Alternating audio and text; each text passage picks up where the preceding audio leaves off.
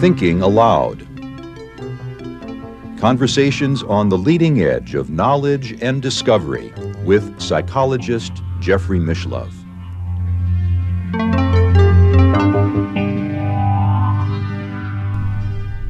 Hello and welcome. I'm Jeffrey Mishlove. This is part one of a four-part interview series on the subject of reincarnation. With me is Dr. Walter Semkiw, a medical doctor and reincarnation researcher. Dr. Semkiw is the author of several books on reincarnation, including Born Again. Also, Return of the Revolutionaries, The Case for Reincarnation and Soul Groups Reunited, and Origin of the Soul and the Purpose of Reincarnation. In addition, Dr. Semkiw is the founder and president of the Institute for the Integration of Science, Intuition, and Spirit. Welcome, Walter. Thank you, Jeff. It's a pleasure to be with you. We're old friends. We've known each other a long time.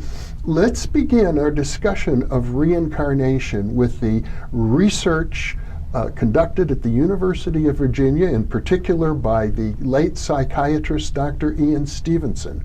Right. So Ian Stevenson is considered the pioneer of reincarnation research. For a period of 40 years, he traveled all over the world studying young children who had spontaneous memories of past lives. And he chose to study primarily children because he thought there was the least chance of fabrication of memories. Adults can read books, they can read history and fabricate memories. But when a young child, as soon as they can speak, before they can read or write, are telling their parents about a past lifetime, that's quite dramatic. And in the typical Ian Stevenson case, as soon as a child can speak, they will tell their parents, "My name's not what you're calling me. My name is so-and-so. And you're not my parents. My real parents are going to come and get me. And this is not my real home. My real home is in a village called so-and-so." And the child will name their own name from the past lifetime, the parent's name, names of other relatives, and the geographic location of the past life home. And so the child eventually gives enough information that the biologic parents can locate the past life family. The child is then reunited with the past life family, can identify these family members by name that the child has never met before, know things that people only in the family would know, family secrets, that sort of thing. And the child knows so many factual details that are correct. The past life family typically accepts the child as the reincarnation of their deceased loved one. And as a result, actually, the biologic parents oftentimes are afraid that their child will want to leave them to move in with the past life family, but that doesn't occur. Though sometimes when the children are scolded by the biologic parents, they will threaten to leave and go back to their past life home where they're going to be treated better.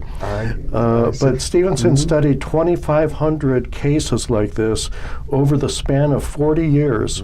And about half the cases, let's say 1,200 of the cases, the past life memories could be factually and objectively validated. And that's what Stevenson called solved cases. On the other hand, there were, again, about 1,200 cases where the past life family could not be located, and as such, the memories could not be validated. But still, 1,200 cases is a large number. It's a big database. Big database. And Ian Stevenson was an extremely meticulous researcher. He actually was from Canada and started out focusing on biochemistry and medications for treating depression and so forth. And then took a position at the University of Virginia where he became the head of the Department of Psychiatry at the School of Medicine. And his mother was a theosophist who was interested in a branch of spirituality where reincarnation is part of the belief system. So he was exposed to the idea of reincarnation, and then he started to hear about these cases of children who had spontaneous memories of past lives, and he took an interest in it and wrote his first paper about one of these cases in 1960. And then with time, he got an endowment from the person who invented the Xerox process, right? Chester Charlson. And so he made a fortune on photocopying technology, and he gave the University of Virginia $1 million, and you know, this is back in the 1960s where $1 million was a lot more than now, and founded a permanent chair for Dr. Stevenson to do reincarnation research full time. And he worked with teams of researchers all over the world who would actually go out and investigate these cases. And in the best of the cases, the researchers would contact the families before they had made any effort to verify the information that the child had provided. Right, and that's because the majority of the cases in the beginning came from countries where reincarnation was acceptable. There are significant cases from the U.S. Recently in particular, but it's thought that in places like the United States, where it's predominantly a Christian or Judeo-Christian country, if a child starts to speak about reincarnation, the parents will repress the memories or say, "What are you talking about?" Or if you know, to them it's the work of the devil or something like that.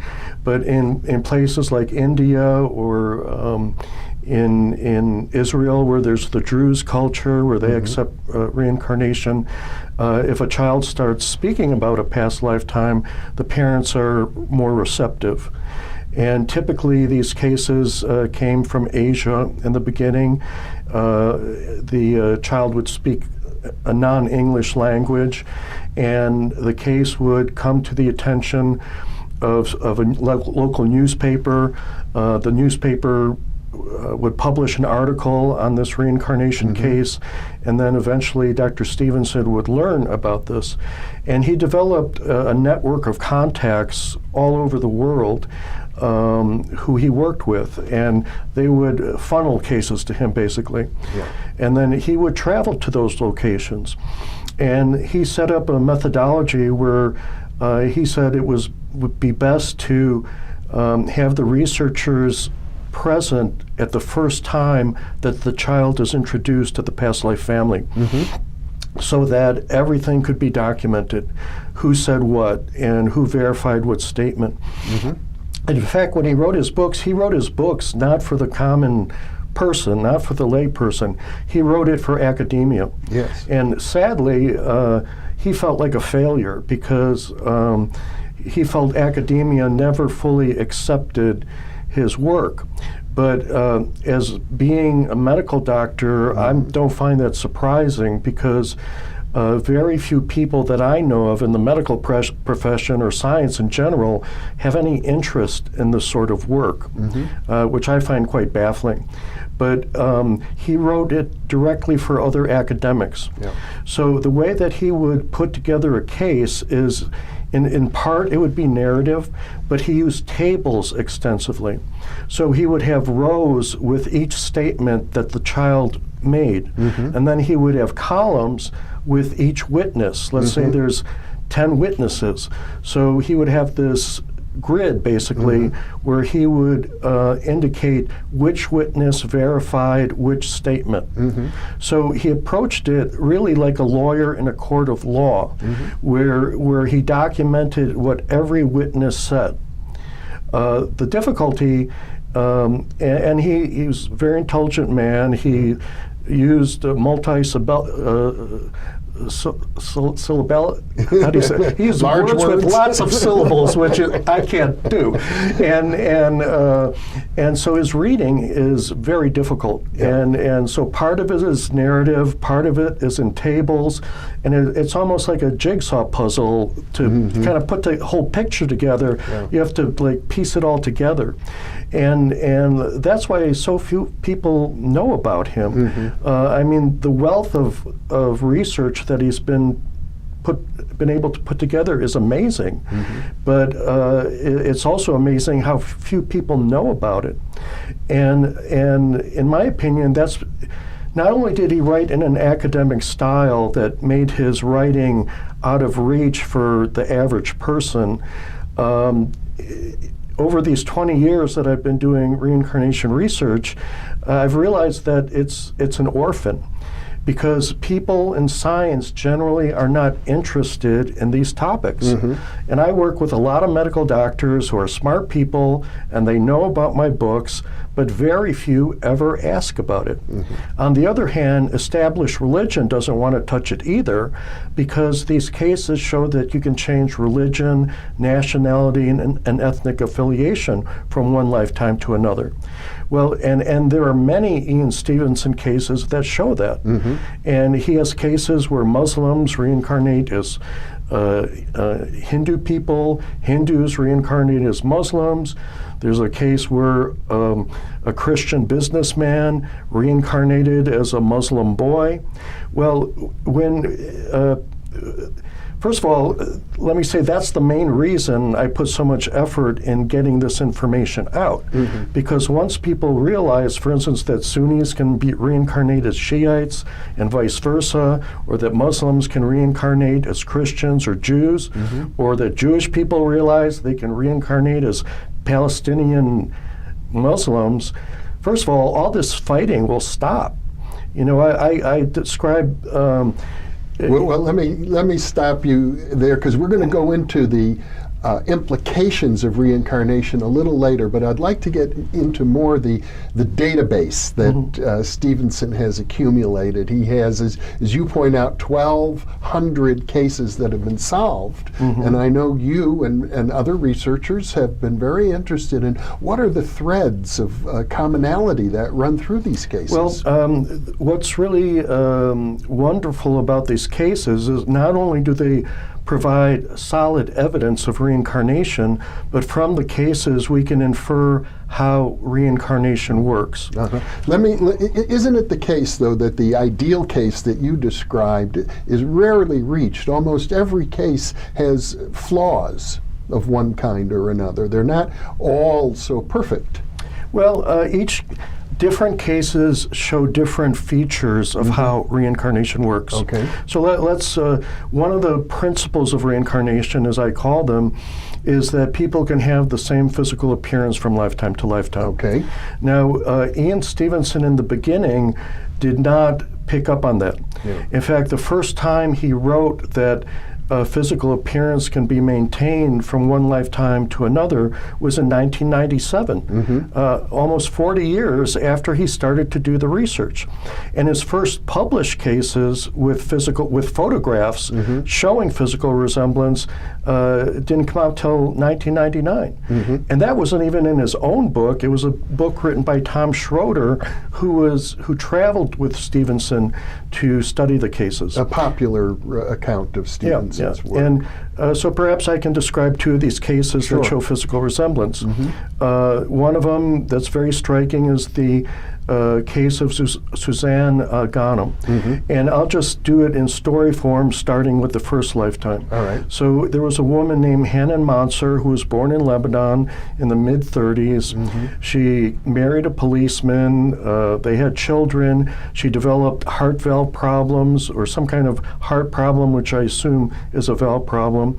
And she was told by her physicians not to get pregnant again because her heart would not be able to tolerate it.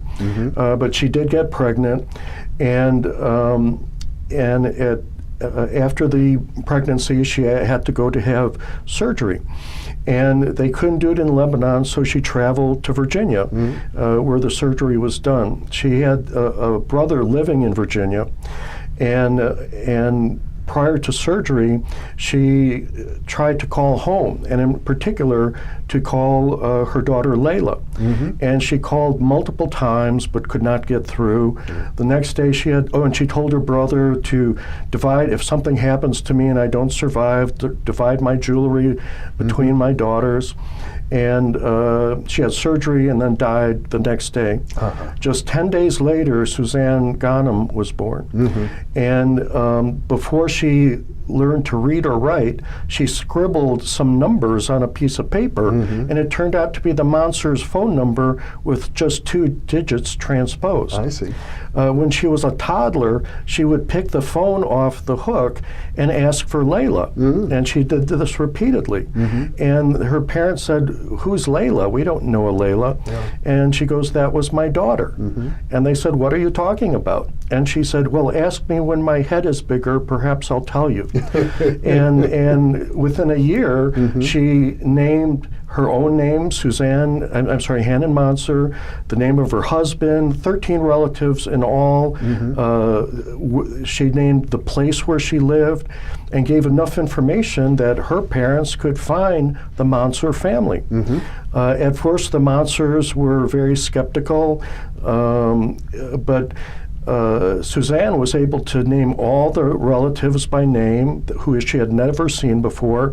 She knew about the jewelry being divided among her daughters. And her husband, Farouk, who's the policeman, who found it very hard to believe that this 5 or 6 year old who's sitting on his lap being affectionate to him like they're still a married couple, was his deceased wife, but then he would show her pictures of them at parties. And little Suzanne could name their friends in the pictures, specific names. And he thought, how could she possibly know this? So they accepted that this little girl, Suzanne, is the reincarnation of Hannon. Who was also born in Lebanon. Yeah, there's both in Lebanon. Not so here we have a woman who died in Virginia and was apparently reborn in Lebanon. Right. And we'll talk about later that there's a lot of evidence that souls plan lifetimes. Well, what's unique about this case and the next case, the Daniel Jurdy case, is there was a 30-year follow-up, which is very rare in reincarnation cases. And what happened is Tom Schroeder traveled with Stevenson in 1998 to basically, Schroeder was tagging along to see how Stevenson researched cases, but they also revisited 2 cases, including Suzanne's case. So now about 30 years has gone by because Stevenson first studied Suzanne in the 1960s. He goes back in 1998, and now Suzanne's a full-grown adult, and physically she looks exactly like Hannon. And we can show those images. And the Daniel Jurdy case, which I won't take the time to go into detail, is a parallel case, also from Lebanon. Had full memories as a child of his past lifetime. He told his kindergarten teacher his name was Rashid Kadij, and even pinched his teacher like he was still the full-grown Rashid, trying to, hit on his teacher. And gave enough information that little Daniel was reunited with the Kadij family, identified family members. They accepted him as the reincarnation of their deceased loved one. And then they would even keep a cot for him at their house. And once a month, Daniel would go and stay with his past life family. Well, Stevenson studied Daniel in the 1970s. When back in 1998, Daniel's now a full-grown adult, and he looks exactly like he did as Rashid Kadij. And in both these cases of Suzanne Agahnim and Daniel Jurdy, they both have very unique bone structure, facial architecture, and the faces are virtually the same. Well, that's one of the hallmarks of the work that you have subsequently done, is looking at physical resemblance. Right. And I have my own kind of case. I got into reincarnation research trying to understand a possible past lifetime of mine, and that started in 1995. And then I started to go to past life regression conferences, and I encountered multiple cases where facial resemblance was evident. And so I actually made the observation of the physical resemblance before Stevenson ever published anything about Well, and it. today, the Division of Personality and Perceptual Studies at the University of Virginia continues this work. My understanding is that they themselves don't yet fully subscribe to this notion of the facial resemblance and similarity. At least they seem to feel that there are many cases in their database where that does not occur. Yeah. Well, Stevenson was open to that, and in his book Where Biology and Reincarnation Intersect, he specifically states that researchers in the future should look at resemblances in facial features. Let's talk about his work on birthmarks. And that's a perfect lead-in, because when Stevenson started to work on these cases, many of the cases involve people who died by violent means, gunshot wounds or stab wounds. And so what Stevenson noted is that when these people reincarnated, they had birthmarks or scars at the exact same anatomic location where the past life personality had the wound. It's also worth noting, I think, that a very high proportion of children who seem to remember their past lives experienced a violent death. Right, and there was that hypothesis that these children remembered their past lives because of the violent nature of the death. It was like the trauma of the death emotionally led to the preservation of the memories. Yeah. What do you think of that? Well, that I think is quite possible, but Stevenson also has cases where people died of natural means in old age and still had memories, so it's and still reincarnated within 2 years. But the point that I want to make is that Stevenson only had autopsy reports to study in the beginning. Because many of the cases, the first personality, the past life personality, was born in the 1800s. And many of these cases were from poor villages in India or Burma and other places where people did not have cameras. Sri Lanka. And first of all, camera technology was just being sort of invented in that era, and people in remote villages would never even heard of a camera. So they didn't really have the means of ascertaining if there was or was not a physical resemblance, a facial resemblance. But everybody who died of a traumatic wound had an autopsy. So Stevenson he didn't have pictures, but he had access to autopsy reports. And he studied these in great detail, and in his books he has pictures and shows the trajectory of the bullet and how this matches the wound on the reincarnated person, and even did statistical analyses on what's the odds of having a birthmark here, and he calculated the square footage of one's skin, and came up, that statistically this is like beyond coincidence. And I believe the reason that there was not more recognition of similarity in facial features is simply the pictures weren't available. Also, Stevenson does have about 50. Stevenson has 5 cases where there are photographs that show physical resemblance. I described 2 of the cases. But there are about a total of 15 cases where physical resemblance is reported. But even in those cases, different witnesses may vary on their perception of whether there's a similarity.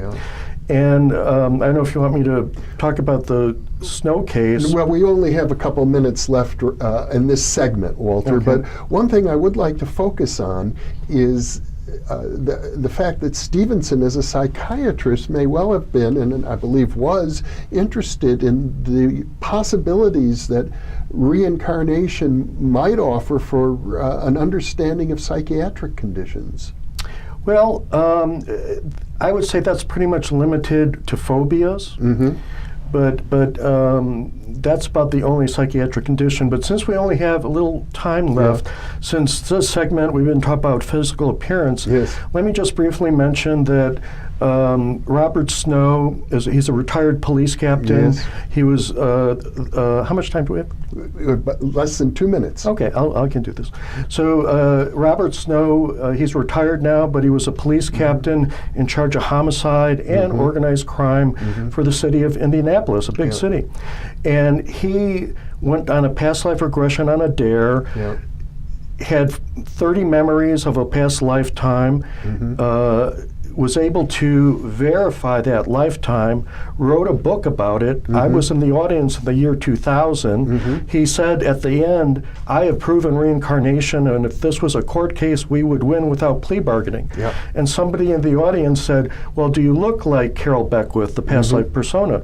And Bob said, well, there's pictures of Carol Beckwith in my book, but I don't think I look anything like him. Well, I ran up to him and said, let me take pictures of you, and I will show you that you look like Beckwith. And he himself was amazed when you take pictures in the right pose and put them side by side, then you have to look at two-dimensional images to two-dimensional images. Right. And if you don't, you might not see the similarity in bone structure. But the point is that the physical similarity may not be apparent Obvious. or obvious at first. You really have to put the pictures side by side. Well, that's very interesting, and of course we could have a lengthy methodological discussion of what's required to actually compare facial structures, but that'll have to occur on another occasion. Okay. We're going to have 3 more interviews, and we'll go into a lot of detail about reincarnation as we progress. Walter, thank you so much for You're welcome, sharing this half hour Good with to me. see you again. And thank you for being with us, and be sure to check your listings for part 2 of our 4-part series with Dr. Walter Semkiw on reincarnation.